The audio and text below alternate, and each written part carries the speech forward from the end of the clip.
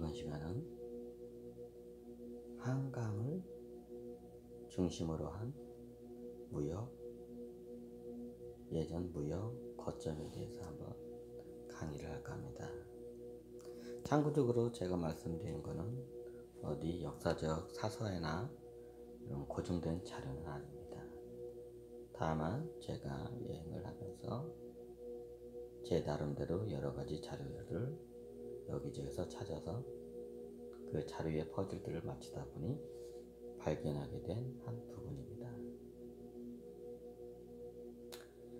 이거를 여러분들이 이걸 역사적인 관점으로 받아들이는 건지 아니면 그냥 재밌는 이야기로 역사적인 관점으로 심각하게 받아들이거나 그냥 재미있는 이야기로 들어주셨으면 감사하겠습니다. 자, 우리 한반도의 한강에 대해서 우리는 먼저 말해야겠죠. 자, 한강은 먼저 강화도를 거쳐서 지금 현재 수도 우리가 잘 알고 있는 한강을 거쳐서 지금 현재 팔당댐이 있는 데서 북한강과 남한강으로 이게 나눠집니다. 참고로 한강에는 임진강도 포함이 되는데 엄밀히 따지자면, 왜냐하면 임진강도 하류에서 엄밀히 한강과 같이 합류해서 강화도 앞바다로 빠져나갑니다. 하지만 임진강 쪽으로는 지금 군사 분계선이기 때문에 제가 그쪽으로는 여행을 거의 하지 못해서 발견한 게 자료가 없기 때문에 일단 임진강을 제외하고 이게 보겠습니다. 한강의 물줄기를 쭉 따라가다 보면 서울시를 지나서 용산을 지나서 구리를 지나서 하남을 지나서 우리가 잘 알고 있는 팔당댐에서 북한강과 남한강으로 이게 갈라집니다. 북한강은 흘러 위쪽 춘천 쪽으로 빠지고요. 남한강은 흘러 양평, 원주, 여주 쪽으로 빠집니다. 예전에는 길이 없었습니다. 우리가 알고 있는 고속도로도 없었고요. 국도도 없었습니다. 하다못해 수레 하나가 지나갈 수 있는 길조차도 예전에 없었습니다. 예전에는 대부분 강과 하천, 천을 기반으로 해서 모든 물자와 인력이 이게 왔다 갔다 했죠. 자, 그러면 여기서 왜 이거를 말씀드리냐면요. 이게 역사적인 관점에서 여러 가지에 대해서 이거를 말씀을 할 게 많이 있는데, 딱 요번 시간은 간단하게 예전에 한강을 거점으로 한 이게 대륙과의 무역 루트에 대해서 잠시나마 이걸 생각하겠습니다. 한강 제일 하류에는 또 개성이 있죠. 개성하면 개성상인을 빠질 수가 없죠. 자, 이쯤 되면 한강이 왜 중요한지는 이제 조금씩 볼 겁니다. 모든 인력과 물자는 필요에 의해서 왕래가 됩니다. 지금은 염전인 기술이 발달해서 쉽게 바다에서 바닷물을 이걸 증발시켜서 쉽게 소금을 채취를 하지만, 예전에는 그런 기술이 없었습니다. 불과 조선시대 때만 해도 그런 기술이 거의 조선 초에나 하여튼 그게 고려시대나 조선시대 때만 해도 그거는 거의 없었던 걸 알고 있습니다. 나중에 염전 기술은 거의 이게 일제시대 때 거의 들어온 걸 알고 있습니다. 제가 알기로는 그 바닷물을 해서 소금을 뽑아내는 거는. 그럼 예전에는 사람은 소금을 먹어야 돼요. 지금 사람들이 소금을 너무 많이 먹어서 이게 오히려 병이 되지만, 예전에는 소금을 못 먹어서 이게 사람이 죽게 됩니다. 소금은 생명입니다. 그래서 성경에서도 제일 중요한 빛과 소금을, 거기다 소금을 이렇게 비유하는 게 소금이 없으면 사람은 죽기 때문에 아주 중요한 요소입니다. 그런데 우리 한반도 쪽에서는 소금이 없어요. 소금 광산이 없어요. 예전에는 다 소금 광산이라 가지고 이게 산 같은 데 있으면 이 암석덩어리처럼 소금이 이렇게 뭉쳐 있거나, 아니면 예전에 거기 내륙에 바다 있던 게 마르면서 바닥이 다 소금으로 된 데서 이런 데서 채취를 쉽게 가능해요. 근데 우리나라에는 그런 소금 광산이 없어요. 광산이 다 어디 있냐? 다 이쪽 중국 대륙 쪽에 소금 광산이 있어요. 그럼 예전에 우리 조상들은 다 그러면 죽었겠네요. 소금을 못 먹어서. 예. 예, 죽습니다. 그래서 예전에는 어떻게 사냐면 대부분 사람들이 강과 바다가 인접하는 데 대부분 살아요. 강에서 민물에 저기 맑은 물을 마시고 그거로 농사를 짓고요. 바닷물에서 바다 저희 고기를 먹는 것도 있지만 잡아먹는 것도 있지만 바닷물을 그냥 직접적으로 마시면서 소금을 섭취를 해요. 그래서 대부분 인류들이 소금을 섭취하고 맑은 물을 마시기 위해서 강과 바다가 인접한 데서 살 수밖에 없어요. 그래서 대부분 문명들은 다 강과 바다가 어느 정도 인접한 데서 다 발달이 돼요.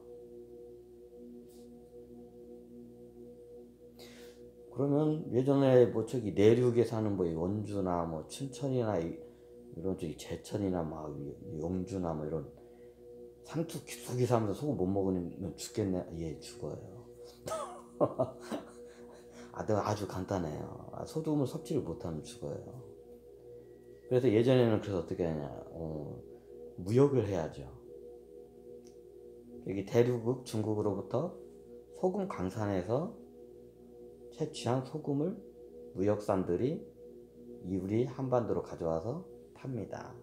그럼 예전에는 화폐라는 게 없었잖아요. 그럼 소금을 살려면 뭔가 우리도 여기 한반도 쪽에서 사람들도 뭔가를 쳐야 돼요. 그나마 이런 개성이나 강화도나 이게 내륙 바다하고 인접한 데는 소금이 필요 없어요. 왜? 바다가 가까우니까 그냥 바닷물이 짠물을 그냥 그대로 마시면 돼요. 아주 간단하죠. 근데 이런 춘천이나 이런 원주나 여주 이런 내륙 깊숙이 있는 이 사람들 소금을 한 번 먹기 위해서 이게 바다까지 내려가는 거는 뭐 지금이야 쉽게 가지만 옛날에는 거의 이게 생사를 이게 죽음을 걸고 가야 할 거리였어요. 그리고 물에 함량되어 있는 소금이 이게 얼마 안 되잖아. 그럼 그 물을 다루는데 그 물자의 크기가 부피가 무게가 크기 때문에 무역으로서도 무역상으로서도 아주 이게 비효율적이고요. 그래서 예전에 어떻게 하냐면 중국으로부터 무역선들이 소금 광산을 가진 무역선들이 한강을 따라서 들어옵니다. 그럼 한강을 따라 들어오면 지금 서울에 사람이 많으니까 예전에 서울에 많이 있을 거라고 다들 생각하시는데 예전에 태조 이성계께서 여기를 조선을 세워서 여기를 도읍지로 하기 전에는 여기는 뭐 사람이 없는 그냥 숲이었어요. 서울이 예전에는 오히려 개성이나 이런 강화 이쪽으로 이제 무역할 수 있고 농사하실 수 있는 평평한 지형도 있잖아요. 이런 데 사람들이 많이 살았어요. 지금 우리가 살고 있는 서울은 그냥 산이었어요. 사람이 거의 안 살았다고 보시면 돼요. 그럼 옛날에 사람들이 어디 살았냐? 내륙에 춘천이나 양평, 이천 이런 데 여주 이렇게 평평한 지형이 있잖아요. 이런 데에 사람이 많이 살아요. 거기서 농사 지면서. 근데 소금이 없어요. 소금이 없으면 죽어요. 그럼 어떻게 하냐? 무역상들이 한강을 따라서 들어옵니다. 바다 무역배들이. 바다의 무역선도 좀 큰 편이에요. 그래서 바다 무역선 배가 강으로 이게 올라가다 보면 가는데 한계가 있어요. 이게 너무 수심이 낮고 이게 좁은 데는 바다 무역선이 들어갈 수가 없어요. 근데 한강이 원체 좀 우리나라에서 대표적으로 제일 크잖아요. 그러다 보니까 여기까지는 쉽게 들어와요. 이게 어디냐? 북한강과 남한강이 만나는 곳. 예, 양수리입니다. 양수리는 두 개의 양쪽 할 때 양하고 물수자. 이게 북한강과 남한강 두 개의 양쪽 물이 만난다 해서 양수리입니다. 그리고 옛말에는 그걸 두물머리라고 했나? 이거 한번 직접 가서 보세요. 예전에는 이 섬이, 양수리 자체 섬이, 이게 여기가 저기 거대한 시장이었어요. 이 시장이 항상 열리는 게 아니고요, 5일마다 한 번씩 열려요. 우리가 잘 아는 5일장의 시초가 여기라고 보시면 돼요. 5일마다 상인들이 다 올라와요. 바다에서 저기 중국에서 소금을 들고 오는 소금 상인들도 일로 들어오고요. 그러면 소금하고, 옛날에 화폐가 없었으니까 소금하고 무언가를 물물교환을 해야 하잖아요. 그럼 무엇을 물물교환했을까요? 예전에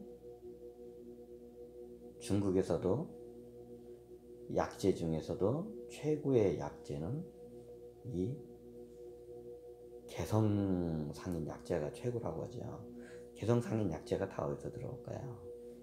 다 이 한강을 따라서 이게 다 개성으로 들어가는 겁니다. 그럼 옛날 춘천에 있는, 우리가 잘 알고 있는 약상 저기 시장이 있었어요. 약재 시장. 그러면 여기서 춘천 위로 해가지고 전 강원도 그 물줄기 따라서 모든 저기 약재들이 다 이쪽으로 가져와요. 그러면 춘천에 있는 상인들이 이걸 다 약재를 사가지고 그 저기 북한강 따라서 이렇게 쭉 내려와요. 그 쭉 내려와서 어디 들어가냐? 여기 양수리. 이게 무슨 시장이 하디? 옛날엔 요 섬 자체가 섬이었어요. 그냥 재밌는 얘기로 봐주시면 감사하겠습니다. 지금도 그 흔적이 약간 남아있어요. 어떤 걸 보면 아시냐면요, 자, 이게 북한강 따라 있잖아요. 자, 한번 틀겠습니다. 여러분들한테 가로를 쉽게 보여서. 보통 여기서 상인 배들이 다 어떻게 되냐면, 다 이 섬 주변으로 다 이렇게 뭉쳐요. 배들 다 대요. 그럼 바다에서 오는 배들은 이 장인이 이쪽으로 오니까 요 근처에다 대고, 여기 춘천 쪽에서 이렇게 온 상인 배들은 다 이쪽으로 돼요. 그럼 여기서 대부분 크게 어떤 물물교환이냐면, 대륙에서 온 소금 광산에서 채취한 소금과 이런 춘천 강원도 지역에서 이게 다 모아온 이제 약재상들이 여기서 이제 저기 소금과 약재를 물물교환을 해요. 여기 강원도 이쪽에서는 나오는 약재가 대륙에서는 옛날에 진시황도 저기 이쪽으로 많이 왔었어요. 그 저기 불로초를 찾기 위해서. 왜냐면 여기에 약이 최고의 저기 효능을 발휘하기 때문에. 그래서 여기서 나온 약재로 중국 황제들이 병을 많이 고쳐요. 그 뭐 귀족들이나. 그래서 여기 개성인삼이 최고라고 하잖아요.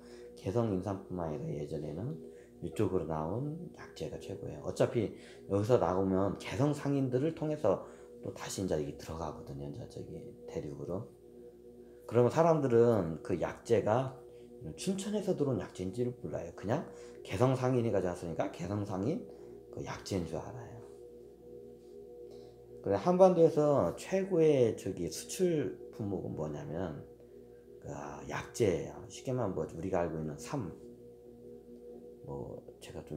제가 약재에 대한 잘 보는데 여러 가지 기타 등등 뭐 많은 약재들이, 하다못해 뭐 도라지나 이런 것들도 이제 약재로 옛날에 많이 쓰였죠.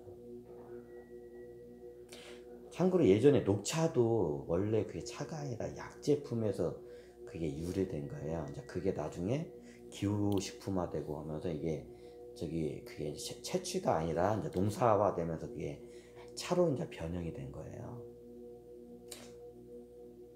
그럼 차에 대한 이게 근원지가 그거는 제가 장담 못 드리고, 그냥 예전에는 원래 녹차도 약재였다는 거, 그것만 제가 말씀드리겠습니다. 그러면 옛날에는 섬을 따라서 쭉 양쪽으로 다 이게 강가 여기 주변에 다 배들이 다 이게 돼요.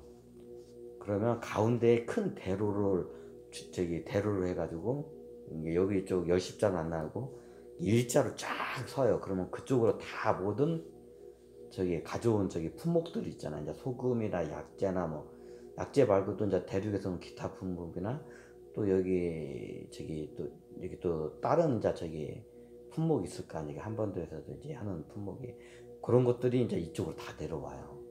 뭐 대부분 약재이긴 하지만. 그럼 여기에 큰 가운데 있는 지금도 그게 그대로 남아 있어요. 여기 가운데로 관통하는 대로가 있잖아요. 어디냐? 여기 맞나? 지금 가운데로 관통하는 대로가 이게 이건가? 아 여긴가? 헷갈리네 여기선가. 직접 봤을 때부터 이게 틀리네. 가운데로 이게 다 일자로 관통하는 도로가 있어요. 옛날 그 도로가 옛날에 상인들이 거기다 저기 물품을 놓고 5일마다 한 번씩 이게 대대적인 거래를 해요. 그러면 춘천만 왔냐? 여기 보면 남한강도 있습니다. 춘천 쪽에서 오는 약재단들은 보통 한번 볼까요? 이게 춘천시로 보면 이게 북한강을 따라다 보면 지금 도청 시청 있는 데 있잖아요.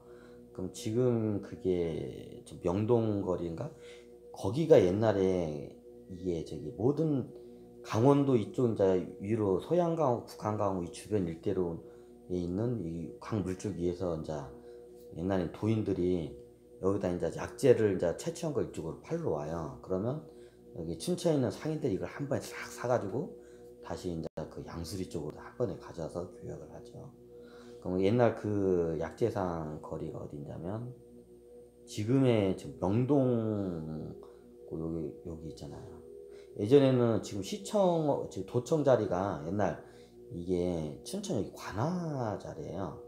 관할하라고 말하면 좀 틀린 말이고요. 예전에는 이게 고려 시대 때만 해도 조선 시대 좀 저기 좀 어느 정도 조선에 합병된 그 감이 있는데 옛날 고려 시대 때만 해도 여기는 고려의 국가의 법과 이런 저기 군사들이 들어오지를 못했어요. 이게 고려 땅이긴 땅인데 이게 고려 이게 그냥 이게 부족 국가 연맹체 형식으로 여기가 좀 이렇게 말합니다. 그냥 여기는 따로 그냥 국가 형식으로 이게 운영이 됐어요. 춘천 이쪽 지역. 춘천 쪽으로 해서 이제 저기 소양강 북한강 일대가 다 이거 옛날에는 화천이라고 했거든요. 여기는 옛날 고려 시대도 그렇고 삼국시 그 통일신라 시대도 그렇고 여기는 건들지를 못했어요. 그때도만 해도. 왜? 여기는 거의 그냥 독립 국가적인 시스템이었어요. 이제 어느 정도 교류하고 이제 저기 만약에 저기 내려온 이제 저기 강 거슬러 오는 나라에 이제 뭐 조선이라는 나라, 고려라는 나라, 뭐 통일신라는 나라가 이제 들어오면 이제 어느 정도 이제 이거를 저 하긴 하는데 거의 여기는 그냥 여기 예를 들어 옛날 삼국시대는 뭐 백제 땅도 아니고 신라 땅도 아니었고 고려 땅도 아니었어요. 그 통일신라 때도 여기가 신라 땅 맞긴 맞는데 대외적으로는 근데 여기는 좀 저기 이게 그냥 따로 독립된 국가적인 시스템으로 보시면 돼요. 그것 때문에 나중에 이게 연산군 때도 그거 몇 번 이게 트러블이 한번 여기하고 많이 생겨요. 이건 좀 나중에 하고 이제 일단 무역 루트에서는 그러면 남한강은 언제 어떻게 하냐? 남한강은 여기 양수리 쪽에서 쭉 양수리입니다. 여기 양수리 쪽에서 여기 쭉 내려가다면 이 서울에서 내려가다면 지금의 양평 있잖아요. 양평에 가면 저기 시장 풍물시장이라고 하나 이름 까먹었네. 양평이 어디냐? 여기 있군요. 여기가 옛날에 여기가 어떻게 보면 좀 여기가 여기 실질적인 여기가 관문인데 남한강 지금의 양평 사람들 보면 이게 그 특징이 좀 이게 좀 독특해요. 좀 자기적인 이 지역적인 이게 그게 좀 강해요. 여기 사람들도 춘천 사람들도 좀 강하긴 한데 여기 사람들도 그게 은근히 강해요. 그 지금의 어디냐면 여기 양평역 앞으로 보면 옛날 시장이 있을 거예요. 이거 어디냐? 이게 잘 안 보이네요. 양평에 보면 여기 강을 끼고 있는 시장이 있어요. 가까운데. 지금은 이게 다 이게 뭐냐, 이게 그 방벽 공사를 해가지고 했지. 옛날에는 다 이게 진흙벌이란가, 이게 진흙벌로 돼가지고 그냥 쑥 들어가는 그런 형식으로 되기 때문에, 여기다 배를 이게 앞으로 콕 박으면, 이게 진흙 같은 데 박으면 거기서 물자를 왔다 갔다 하고 이게 움직이고 있어요. 그러면 여기도 똑같아요. 이 남한강 따라서 모든 들어온 약재나 이런 물자들이 다 이쪽으로 들어와요. 그럼 밖에서 이쪽에서 다시 그 약재들을 다 모아가지고 그 약재를, 예, 다시 그 남한강 따라서 이 양수리에서 이게 여기서 교역이 일어나요. 그래서 이게 세 개의 물줄기로 해서 Y자 형태로 있잖아요. 이게 루트가 일어나요. 이 양수줄기만. 이게 위쪽으로 북한강으로 해서는 춘천 쪽, 이쪽은 양평으로 해가지고 그 남한강 쭉 그 위로 이제 상류로 올라가는 일대에 다 물자가 다 이쪽에서 이제 교역이 돼요. 그래서 제일 중요한 거점은 보통 여기 양수리가 이제 제일 중요한 그 모든 거점이고요.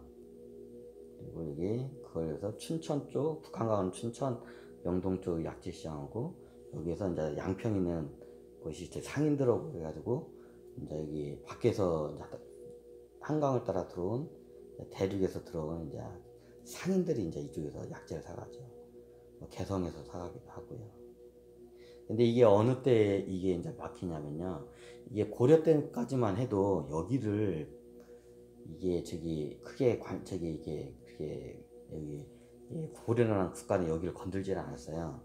근데 이게 언제 때 여기가 막히기 시작하냐면, 이게 나중에 드라마 장면도 한번 좀 나오긴 한데, 정도전이 조선을 건국하잖아요. 조선을 건국하면서 정도전이 실질적인 모든 지략하고 국가 정책을 다 걔가 모든 걸 이걸 다 직접 하잖아요. 그때 정도전이 여기에 이 길을 다 막아버려요. 왜 이걸 막아버리냐면, 이 도인들이나 여기 뭐냐, 거기 옛날에 드라마에서 뭐라고 했더라, 뭐 무명? 이런 무명 같은 이런 조직들이 이걸 통해서 나가요. 그러면 그 사람들 어떤 사람이냐, 남한강 쪽이나 북한 쪽에서 도를 닦고 내려온 사람들이 나가요. 그럼 이런 사람들이 이게 좀 대륙에 가가지고 이제 뭐 어떻게 보면 큰 귀족 집안이나 아니면 왕실이나 황실 쪽으로 가서 군사 이런 자문 같은 역할을 많이 해요. 도를 닦고. 근데 이게 정도전이 봤을 때는 이걸 통제를 해야 한다고 얘는 판단을 해요. 근데 이게 나중에 이게 좀 문제가 되는데, 역사적으로 몇 번이 있는데, 그 뒤로 조선은 정도전이 죽고도 그 조선은 항상 여기서 이 물길을 막아요. 여기 쉽게 말하면 소금과 약재의 이 거래를 막아버려요.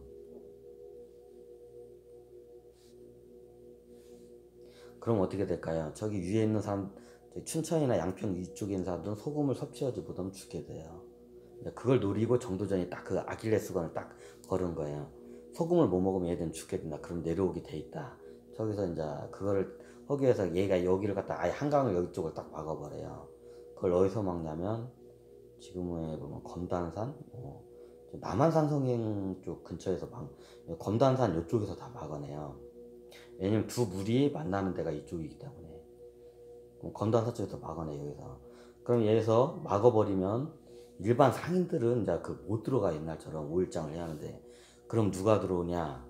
그럼 해적들이 무역을 하기 시작해요. 일반 상인들은 이게 그걸 못 하잖아요. 여기서 군사가 막아보면 못 들어가잖아요. 근데 해적들은 이게 보니까 이게 이제 상인들이 못 가니까 이게 마진율이 굉장히 좋은 거예요. 수익이. 근데 해적들이 이제 목숨을 걸고 이 한강을 따라서 소금을 배에다, 조그마한 배, 이제 큰 배다 들키니까 작은 배에다 싣고 막 여기를 옮겨가 일로 들어와요. 그래서 여기서 이제 교역을 해요. 이것 때문에 몇 번 이쪽에 오고 이게 전쟁을 몇 번 한 적이 있어요. 왜냐면 여기 사람들이 옛날 조선 오면, 춘천 사람도 여기 양평 사람도 이게 조선 사람이니까 당연히 조선 관아들이 파견이 되고, 이게 거기서 세금 거치고 뭐 이렇게 거기서 뭐 복무도 하고 그런 게 아니에요. 조선시대까지만 해도 여기는 거의 딴 나라 사람들이었어요. 조선 사람은 맞긴 맞는데 조선의 법이나 군대가 법이 통치가 안 되고 군대가 들어가지를 못하는 구역이 있어요. 여기서 다 막아내버려요. 그래서 이것 때문에 몇 번 이게 트러블이 생겼는데 그 정도전이 그걸 막아내려고 하는데 이제 나중에 그것 때문에 문제가 되죠. 그럼 대부분 어디서 막아내냐? 바로 여기서 검단산 여기가 딱 여기가 막아내기 좋잖아요. 입지가 여기에서 이게 막아내요.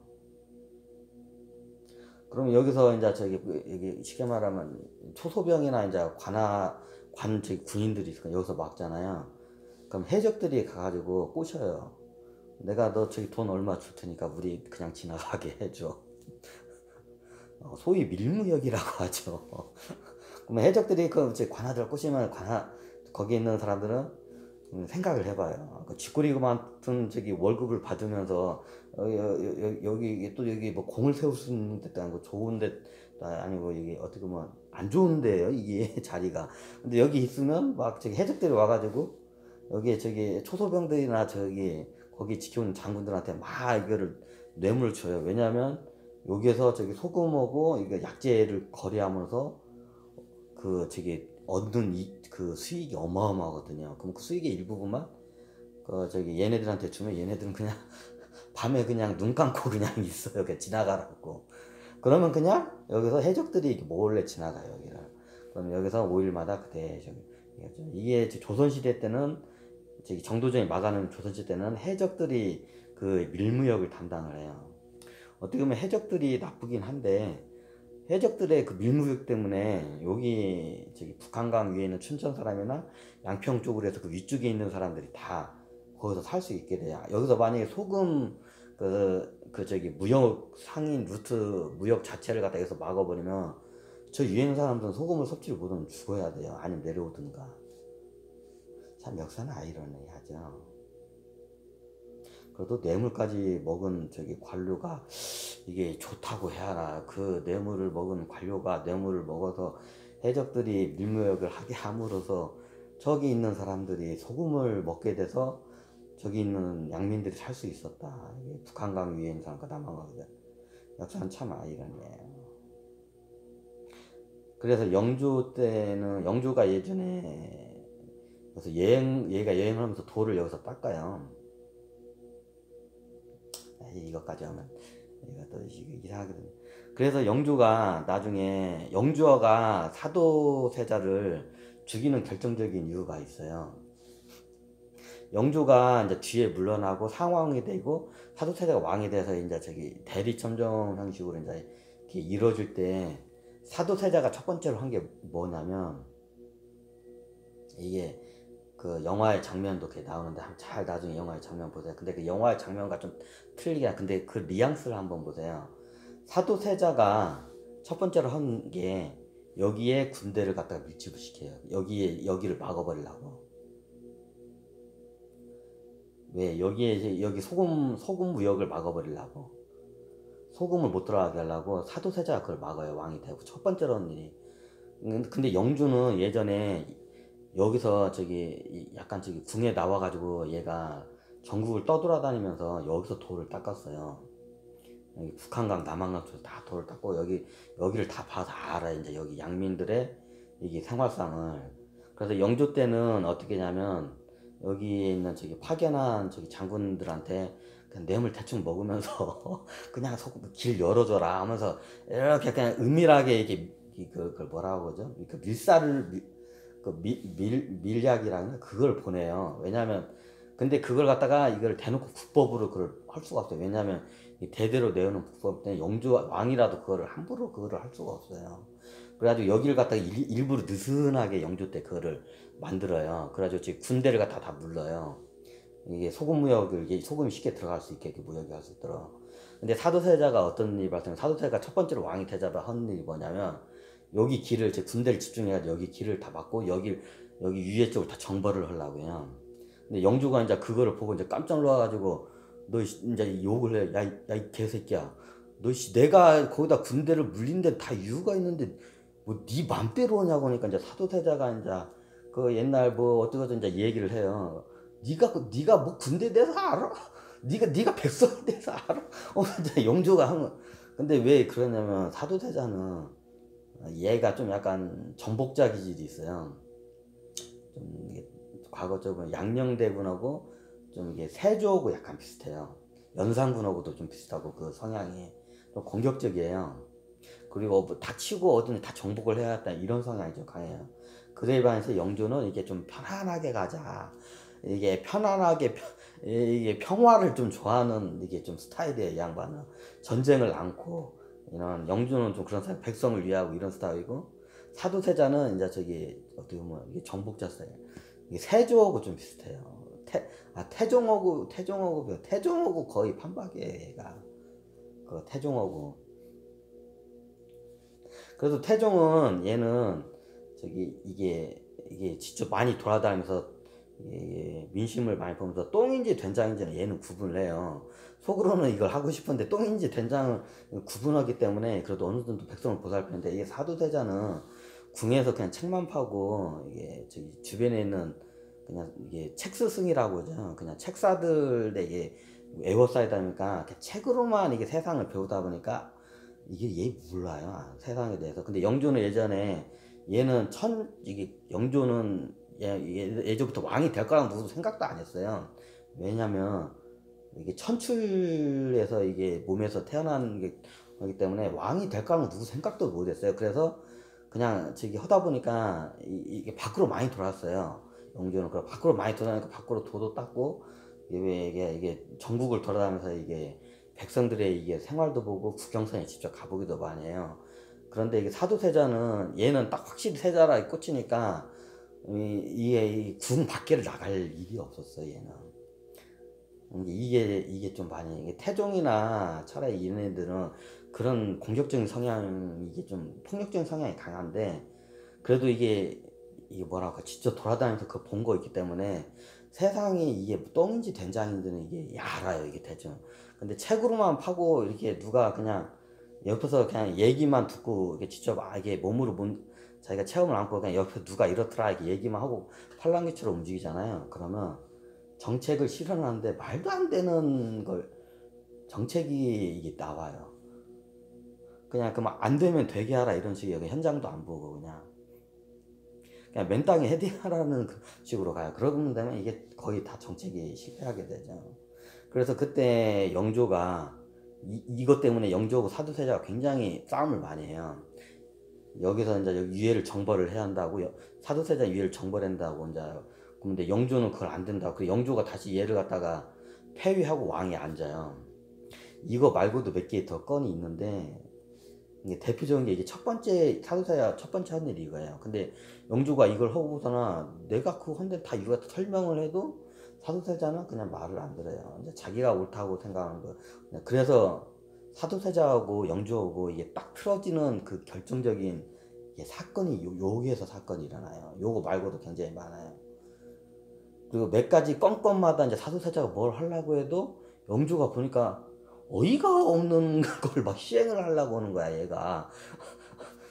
이게 현실하고 이게 똥인지 된장인지 구분 그러니까 영조가 이제 빡쳐가지고 이제 얘를 갖다가 이제 굉장히 꾸짖어요. 그러면 나중에 사도세자가 얘가 좀 폭력적인 성향이 있어가지고 나중에 실질적으로 영조를 시해를 하려고 이게 그걸 해요.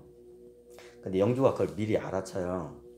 그래서 그걸 갖다가 몇 번을 이제 용서를 해주고 근데 계속 해 얘가 사도세자가. 막 저기 어디 아버지 그 영주를 죽이려는 거 계속 모반을 계속 꾸미는 거 영주가 계속 그걸 하는데 그냥 참아요. 그리고 다시 너 하지 마라고 하면서 막 하고 맞아 어쩔 때는 싸다기도 한번 때리면서 하고 저기 어쩔 때는 그 선대 왕들의 그 무덤이나 거기 데려가면서 딱 그것도 이제 하면서 얘를 얼르기도 하고 어떨 때는 열받을 때는 이제 저기 그 세수하고 있는데 세수대를 갖다가 그냥 사도세자 얼굴에다 그냥 열받아 영조가 퍼붓기도 해요. 왜냐면 그 후로도 이거 말고도 여러 가지 건이 이게 굉장히 많이 부딪혀거든요. 이게 여기에 역사적으로 담긴 게 이거 말고도 굉장히 많아요. 근데 이게 중요한 거는 이게 소금길이라고 이게 약재 무역 루트가, 보통 무역 루트가 이루어지면 어떻게 되냐면요, 배들이 왕래하게 되잖아요. 그러면 물자가 움직이면 인력도 쉽게 움직여요. 물자가 움직이지 않으면 인력이 다 가는 게 굉장히, 가긴 가는데 굉장히 힘들어요. 근데 물자가 쉽게 움직이잖아요. 그러면 이 상단에 가가지고 저기 옛날에 예를 들면 도인들이 여기 들어오려면 어떻게 되냐면 혼자 들어가면 힘들어요. 배를 타고 들어가야 돼요. 상인들 배를. 그러면 상인들 배 타가지고 저기 돈을 주거나, 아니면 돈이 많으면 돈이 없으면 허드렛 일을 막 도와줘요. 그러면서 이게 공짜로 이제 저기 무료로 배를 타고 이제 숙식을 해결하면서 자기 노동력을 하면서 들어와요. 그럼 여기까지 들어왔다가 외부에서, 대륙에서 보통 그렇게 많이 들어와요. 대륙에서 예전에 중국에서 돌을 닦으려고 여기 한강을 많이 들어와요. 그러면 돈이 없으면 어떻게 하냐, 무역사람들한테 가지고 허드렛 일을 해요. 막 짐 날라주고 청소하고 뱃일 하고 하면 그냥 나 저기까지만 데려다 주세요 하고, 뭐 임금 같은 거 안 보고, 그러면 요 무역 루트를 따라 가지고 한강을 따라서 여기 양수리까지 들어와요. 그럼 양수리까지 들어오면 여기서 똑같아요. 그러면 여기서 이제 춘천 쪽으로 가고 싶다.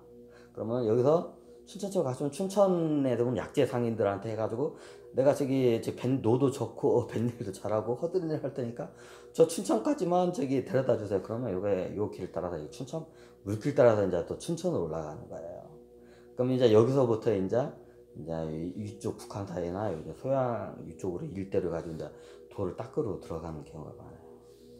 옛날에는 저기 뭐 돈이 보통 이게 현지 세계적으로 이렇게 받아준 거는 황금밖에 없어요. 근데 금을 갖고 있는, 여기 들어올 정도면, 쉽게 들어올 정도면 귀족들이나 그렇게 들어오지, 보통 사람들은 그렇게 못 들어와요. 그러면 자기 노동력을 이렇게 상단에다 이렇게 하면서 이렇게 들어와요. 만약 여기를 상단을 통해서 안 들어오고 자기가 직접 여기를 헤엄쳐서 만약에 들어간다고 생각하면 어떨까요? 가다가 죽겠죠, 그냥. 거의 불가능해요. 혼자서 이게 헤엄쳐서 들어가는 거는. 예전에는 지금처럼 길 자체도 없었어요. 무조건 강이나 천을 따라서 올라가야 됐어요. 자, 오늘은 짧게나마 여기서 네, 그 인력과 물자의 한강을 통해서 어떻게 움직이는지 한번 잘 보았습니다. 네, 감사합니다.